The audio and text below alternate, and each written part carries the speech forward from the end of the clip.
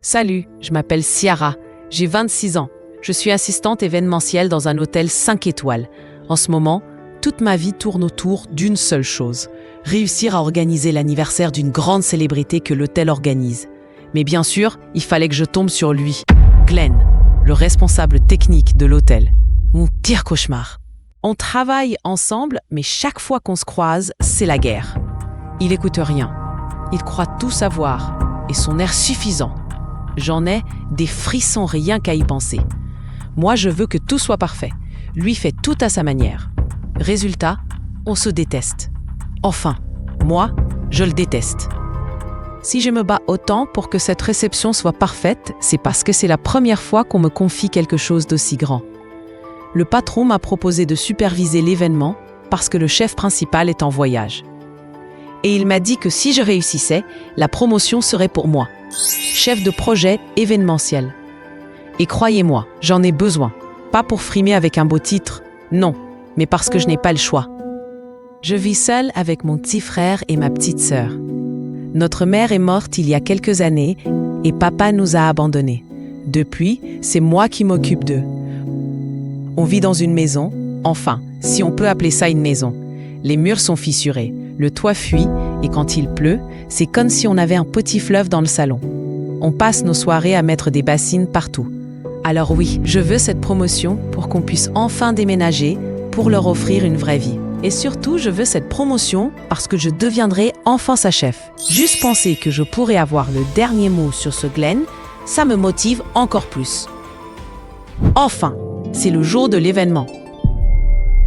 Il y avait tellement des problèmes. La salle est un vrai cauchemar. L'éclairage clignote, certains micros ne fonctionnent pas. Bref, tout était désastreux sur le plan technique. Et devinez quoi ? Glenn, le responsable technique, a décidé de ne pas venir. Malade, prétend-il. Bien sûr, je ne le crois pas une seule seconde. Je connais son petit jeu. Il l'a fait exprès pour me gâcher la soirée. Parce qu'il savait que c'est moi qui devrais superviser. Alors je décide d'aller voir par moi-même chez lui pour vérifier s'il est vraiment malade ou s'il cherche juste à me rendre folle. Arrivé devant son appartement, je sonne. 1, 2, 3 fois, rien. Pas de bruit, pas de réponse. Je rappelle son numéro, espérant qu'il décroche, mais toujours rien. J'ai compris qu'il m'a vu par la fenêtre et il a juste décidé de ne pas m'ouvrir, de ne pas répondre, rien que pour m'énerver, pour se jouer de moi. Alors je reste un moment à côté, me demandant ce que j'allais faire. Soudain, la sonnette retentit. Une femme apparaît, elle sonne. Glenn ouvre la porte et je comprends tout de suite que c'est pas une amie, c'est sa copine. Je regarde de loin, le souffle coupé, à réfléchir à ce que je vais faire. Puis, au moment où Glenn ouvre complètement la porte pour elle, je décide d'avancer avant qu'il ne puisse refermer. J'arrive, je salue, il était étonné de me voir. Alors je lui demande sur son état de santé, il m'affirme qu'il est vraiment malade. Mais je savais que c'était faux. Il continue de me parler comme toujours, avec un ton un peu insolent, et je sens l'agacement monter. Avec son agitation, comme il tenait encore ses clés en main, il les fait tomber accidentellement. Il se penche pour les ramasser, et soudain, une petite chose glisse de sa poche et tombe à ses pieds. « Mais c'est ma broche !» j'ai crié. Celle que j'avais sûrement fait tomber hier. Je reste figé. Comment diable ma broche se retrouve chez Glenn ? Je lui demande et il me regarde surpris, incapable de répondre tout de suite. Et le regard de son invité, également bouche bée, comme si elle n'en revenait pas. Le silence s'installe, on se regarde sans rien comprendre. Il relève sa tête, surpris, presque pris au piège. Sa copine regarde l'objet à son tour et moi j'attends une explication. Mais il se met à bafouiller, à chercher les mots comme un élève pris en faute. Rien de clair ne sort de sa bouche. Et plus il tâtonne, plus sa copine s'énerve. « Tu te moques de moi ?» dit-elle furieuse. Sans me jeter un regard, elle tourne les talons et s'en va. Il tente de la retenir, mais en vain. Elle est partie. Et d'un coup, ses yeux se tournent vers moi. Noir de colère. « C'était ta faute », crache-t-il. « Si t'avais pas débarqué chez moi, elle serait encore là. » Moi, je reste figé. Parce que malgré sa rage, une question me brûle encore les lèvres. Comment ? Comment cette broche a pu se retrouver dans sa poche ?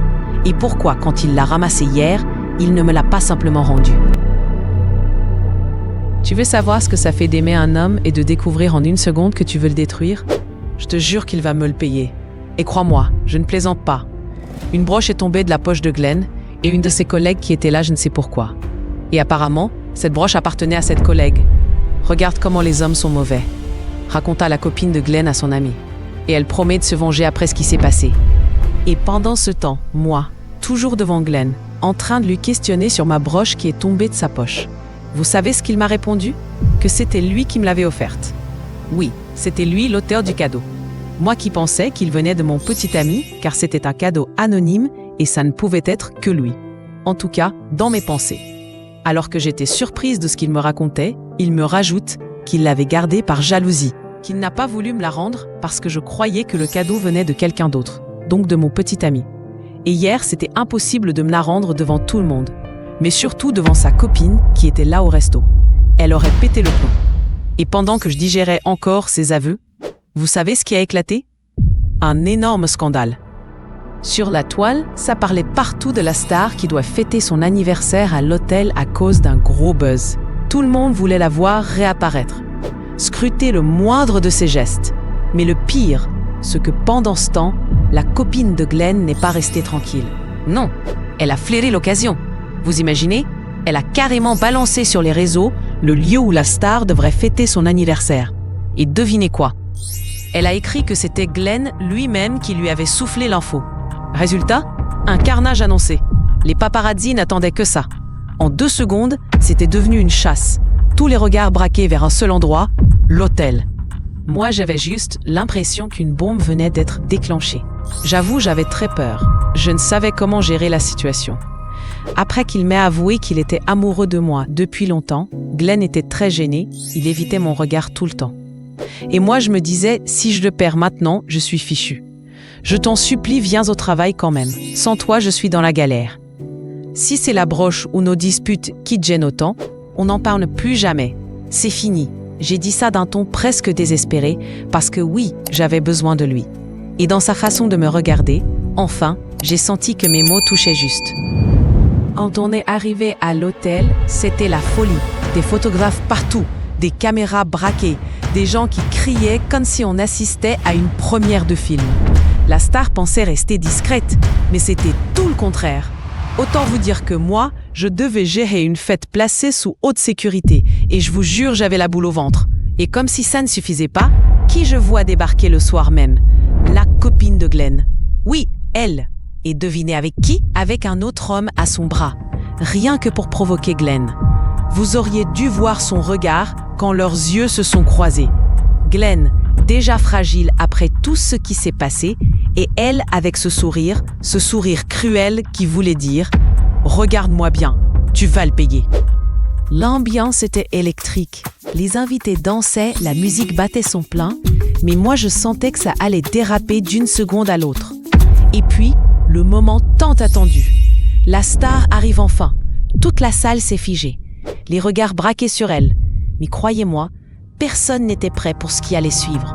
Au moment exact où elle franchit la porte, bam!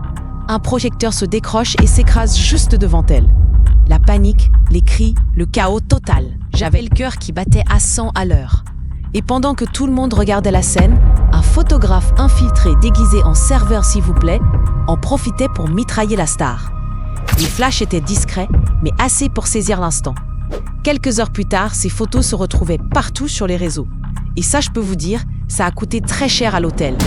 La star était déçue, humiliée même. Mon patron également. Par conséquent, ma promotion envolée. Mais heureusement pour moi, j'ai pas été virée. J'ai pu garder mon travail. Mais Glenn, lui, n'a pas eu cette chance. Ce manque de confidentialité, parce qu'il avait parlé de la soirée à sa copine, lui a coûté son poste. Viré juste après tout ça. Et moi, j'avais la gorge serrée parce que malgré tout, je savais qu'il ne méritait pas de finir comme ça. Quelques mois plus tard, la vie avait décidé de nous surprendre. Glenn, malgré tout ce qu'il avait traversé, a été récompensé au moins de son honnêteté. Comme quoi, parfois perdre une bataille ne veut pas dire perdre la guerre. Il a décroché une offre bien meilleure dans une grande entreprise de production. Et croyez-moi, ça lui a permis de repartir sur des toutes nouvelles bases. De mon côté, j'ai réussi à économiser assez pour offrir à mes petits un nouvel appartement, plus beau, plus lumineux. Un vrai nouveau départ. Et vous savez quoi?